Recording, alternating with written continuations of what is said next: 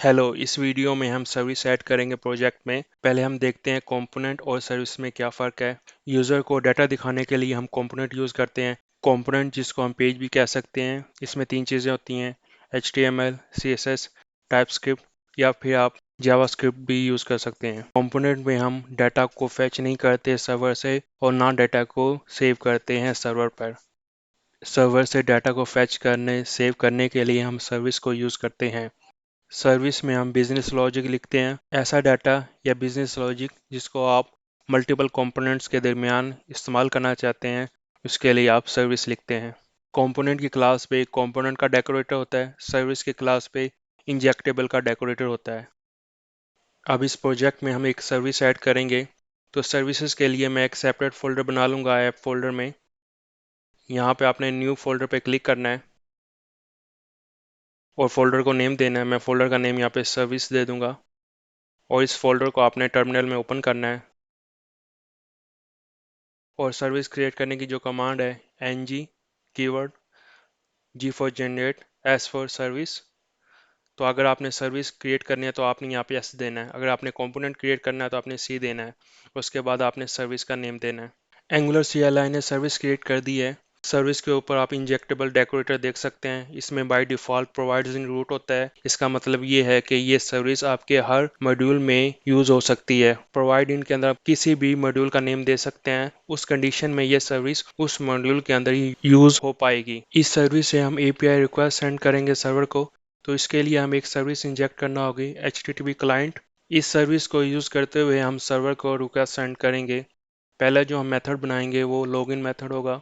Login के लिए हमें दो चीज़ें चाहिए, ईमेल और पासवर्ड। तो ये मेथड दो आर्गुमेंट लेगा, ईमेल और पासवर्ड। लॉगिन एक पोस्ट रिक्वेस्ट है, तो जो डाटा हम वो बॉडी में सेंड करेंगे, तो बॉडी के नाम से मैं एक ऑब्जेक्ट क्रिएट कर लूँगा। उसमें मैं दो प्रॉपर्टी क्रिएट करूँगा, ईमेल और पासवर्ड। एक चीज़ यहाँ पे आपने याद रखनी है, जो बाइंडिंग मॉडल आपने डॉट नेट में बनाए हैं उसके नेम और इस बॉडी की प्रॉपर्टी के नेम सेम होने चाहिए, तो ही डाटा ट्रांसफर हो पाएगा। ईमेल मैप होगा बाइंडिंग मॉडल की प्रॉपर्टी ईमेल से और पासवर्ड मैप होगा बाइंडिंग मॉडल के पासवर्ड से। अगर इनके नेम सेम नहीं हो गए तो डाटा ट्रांसफर नहीं होगा। This dot HTTP client dot post, तो मैं यहाँ से पोस्ट रिक्वेस्ट सेंड करूँगा। बेस यूआरएल को एक वेरिएबल में स्टोर कर लूँगा ताकि मैं उसको मल्टीपल मेथड में उसको यूज़ कर सकूँ। बेस यूआरएल के साथ मैं रिलेटिव पाथ यानी कि मेथड का नेम अपेंड कर दूंगा। तो मैं ये बेस यूआरएल को कॉपी कर लेता हूँ और यहाँ पे मैं पेस्ट कर दूंगा।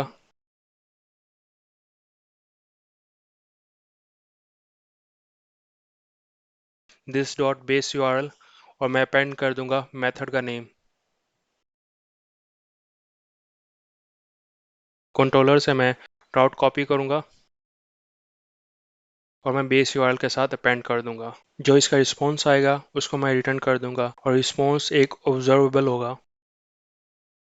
और पोस्ट रिक्वेस्ट में जो सेकंड पैरामीटर होता है वो बॉडी होता है और थर्ड हेडर होता है। जब हमने रिक्वेस्ट में टोकन सेंड करना होगा तब हम हेडर यूज़ करेंगे, क्योंकि टोकन को हम हेडर के अंदर सेंड करते हैं। अब मैं रजिस्टर का मेथड बनाता हूँ। इसी मेथड को मैं यूज़ करूँगा क्योंकि लॉगिन रजिस्टर में इतना कोई फ़र्क नहीं है, सिर्फ एक प्रॉपर्टी ऐड होगी।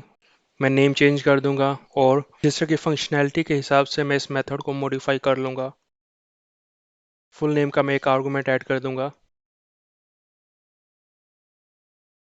फुल नेम की टाइप है स्ट्रिंग, इसको मैं बॉडी ऑब्जेक्ट में भी ऐड कर दूंगा।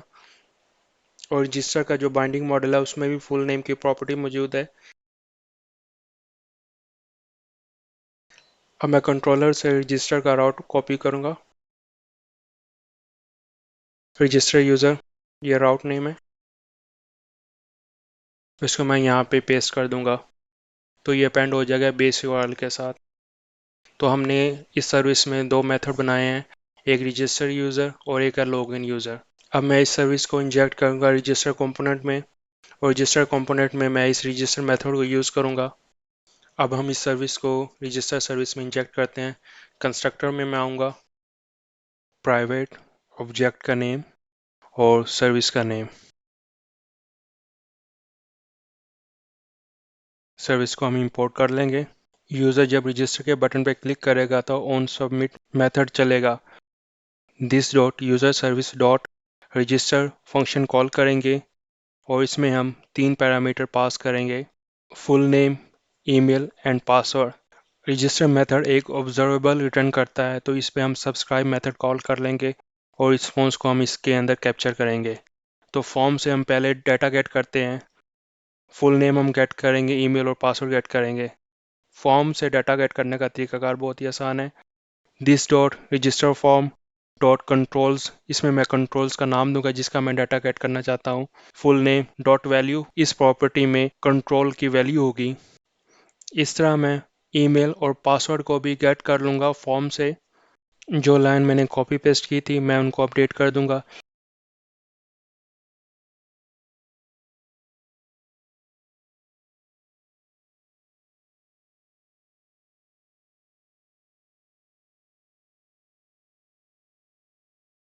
और मैं ये डाटा पास कर दूंगा रजिस्टर मेथड को।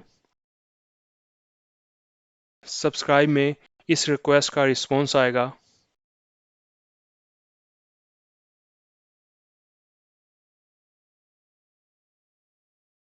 यहाँ पर मैं console डॉट लॉग ऐड कर दूंगा और चेक करूँगा क्या रिस्पॉन्स आता है। डाटा में वो इन्फॉर्मेशन होगी जो हम डॉट नेट कोर प्रोजेक्ट से रिटर्न करते हैं। मैं डॉट नेट कोर प्रोजेक्ट को स्टार्ट कर लेता हूँ और इस फंक्शनैलिटी को हम टेस्ट करेंगे। फुल नेम मैं दूंगा टेस्ट यूज़र और ईमेल दूंगा कोई भी रैंडम आप लिख दें और पासवर्ड। लॉगिन बटन पे क्लिक करें। रिस्पॉन्स में मुझे एरर रिसीव हुआ है, ये कोर्स का एरर है। Course stand for cross origin resource sharing. जब आप एक डोमेन या वेबसाइट से दूसरी डोमेन या वेबसाइट पर रिक्वेस्ट सेंड करते हैं तो ब्राउज़र सिक्योरिटी कंसर्न को मद्देनज़र रखते हुए इस चीज़ को अलाउ नहीं करता। नेक्स्ट वीडियो में हम इस इश्यू को रिजॉल्व करेंगे और देखेंगे कैसे हम कोर्स के एरर को फिक्स करते हैं। Thank you.